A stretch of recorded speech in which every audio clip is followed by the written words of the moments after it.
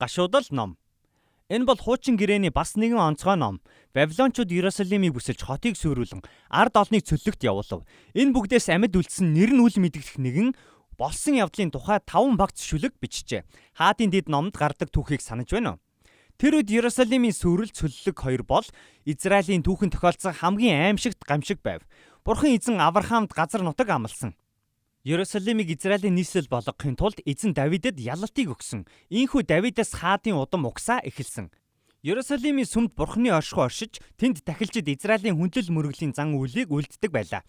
500 жил үргэлжилсэн агуу түүхийн эцэст манай эртний өмнө 587 оны 100 энэ хот Вавилонд эзлэгдсэн юм. Тэгээд бүхэлдээ сүрч үнс нуран болжээ. Гашуудал ном бол энэ сүрлийн дараах израилчуудын туулсан цөхрөл, зовлон шаналлын дурсамж юм. Энд гардаг гашуудлын шүлэг нь Библиэд дэх бусад энэ төрлийн шүлгээс нэг их онцгойрохгүй. Дуулал номонд гэхэд л ийм шүлэг зөндөө бий. Библиэд байдаг гашуудлын шүлэг нь хэд хэдэн үүрэгтэй. Энэ бол эсэргүүцлийн нэг хэлбэр. Хорвоо дэлхийд болж буй төвчж үл болон бузар муу зүйлсэд хүмүүсийн болон Бурханы анхаарлыг хандуулах арга юм. Мөн энэ бол сэтгэл хөдлөлөө илэрхийлэх арга. Бусдын гим нүгэл хувиа хичээсэн байдлаас үүдсэн гамшиг сүрэлд уурсаж цөхөрсөн сэтгэлээ Бурханы хүмүүс тэдгээр шүлгүүдээр өгүүлдэг. Энэ бол цөхрөл, төөрөгдлөө илэрхийлэх орон зай. Зовлон биднийг Бурханы мөн чанарт амлалтанд нь эргэлзэхэд хүргэдэг. Ийм байдлыг Библиэд үл ойшоодоггүй, харин ч эсэргээрээ эдгээр шүлгүүдээс хүний зовлон шаналлд Бурхан санаа тавьдаг нь харагддаг. Бурханд хандсан хүмүүний гашуудны үгс Бурханы хүмүүстэй хандаж хэлсэн үгсийн нэг хэсэг болжээ.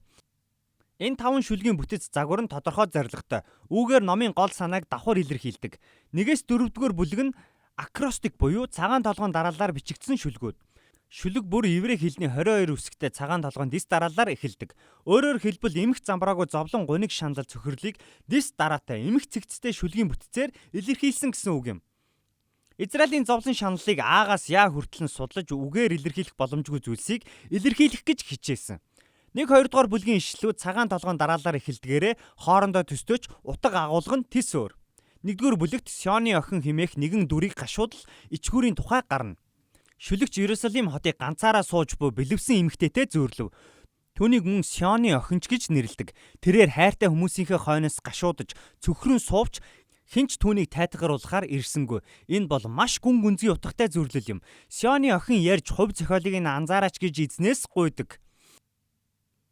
Хотын сүрэл нь израилчуудыг сэтгэл зүйн ямар их цочролд оруулсныг уг дүрээр дүрслэн шүлэгт булгасан ба үүнийг зөвхөн хайртай хүмүүс нь нас барж тэднийг оршуулж байгаатай л зүрлэх боломжтой ажээ.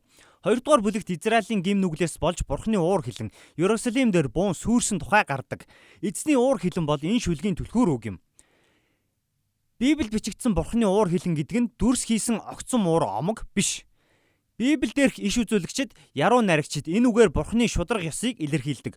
Бурхан Израильтай гэрээ байгуулсан. Гэвч олон зууны туршид Израиль өөр бурхтад мөргөн шударга ёсыг уландаа гიშгэж өнчин ядуусыг даралсаар ирсэн. Тийм ээ, Бурхан уурлагтай удаан.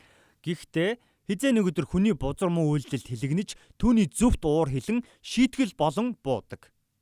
Тиймээс Вавилончуудад Иерусалим руу цөмрөн орж эзлэхийг зөвшөөрсөн юм. Энэ шүлэгт Бурханы уур хилэн шударга байсан гэдгийг хүлээн зөвшөөрсөн. Хэдий тиймч шүлгийг бичсэн нэгэн гашуудаж Бурханаас дахин нэгэн удаа өршөөрч нэгүүлсээч гэж гуйдаг. 3 дугаар бүлэгт шүлгийн хэв маяг өөрчлөгдөж өсөг тус бүрт 3 ишлэл бичсэн нь номын хамгийн урт шүлэг болжээ. Зовж шаналн гашуудаж буй ганцаардмал эрийн дуу хоолойгоор бүх хүнийг төлөөлүүлэн бичжээ. Сонирхолтой нь энэ бүлэг хуучин гэрээний бусад номноос авсан хэсгүүдээр дүүрэн Йовын гашуудал, дуулал номын гашуудлын хэсгүүд, тэрч бүхэл Исая номын зовлон зарцын тухай шүлэг хүртэл бий. Туулж буй хүнд хэцүү байдлаа Бурханы шударга ёс гэж шүлэглэгч харж байгаа нь 2 дугаар бүлэгтэй адил. Хачирхалтай нь яг энэ нөхцөл байдал түүнд найдварыг өгч уг ном дээрх цор ганц сэтгэл найдварын хэсгийг ийхүү бичжээ. Эзний хайр инрэл дуустдаггүй. Өршөөл юунд нь төгсгөл үгүй. Өглөө бүр энэ нь цоо шин. Таны итгэлт байдал юутай агуу вэ? Бурхан минь. Эзэн миний хувь гэж амин сэтгэлээсээ би өгүүлдэг. Түүнд л хамаг найдлага минь буй. Хэрэв Бурхан хүний хорон мууг цаг ямагт шударгаар шүүдэг юм бол хорон мууд ялах боломж өгөхгүй гэсэн амлалт нь ч бас говьшгүй гэж шүлэгч дүгнэв. Түүний хувьд Бурханы шүүлт бол ирээдүйд найдах найдварын хөрс юм. 4-р бүлэг 1-2-р бүлэгтээ ижил цагаан толгойн дарааллын дагуу бичигдсэн ба 2 жилийн туршид бүслэлтэд байсан Иерусалимийн тухай Сертхим дүр зургийг дүрсэлдэг. Өмнө нь Иерусалимд ямар байсныг бүслэлтийн аимшигтай нөхцөл байдалтай харьцуулна. Гудамж талбайд нь хүүхэд багчууд инээлтэн тоглодог байсан бол одоо идэх юм гордон гуйлаг гуйж суuna. Баячууд нь тансаг зоог барьдаг байсан бол одоо хог хаягдал дотроос олдсноо л иддэг болсон.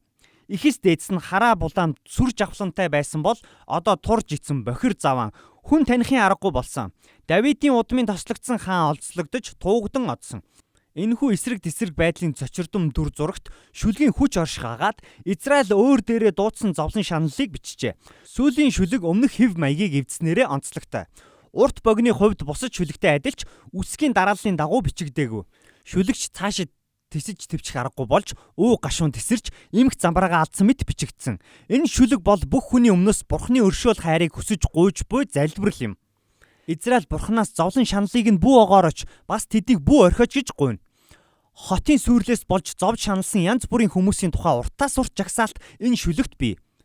Бурханаас тэднийг санахыг гуйж тэдний өмнөөс гашуудан зовлон шаналлыг нь дамжуулж буй дуу хоолой юм.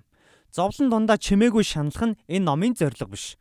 Бурхан өөрийнхөө хүмүүсээс сэтгэл хөдлөлөө үгүйсгэхийг шаарддаггүй. Харин ч эсэргүүцлээ илэрхийлж Бурханы өмнө сэтгэлээ уудлаасай гэж хүсдэг. Ном тааварлшгүй байдлаар төгсдөг.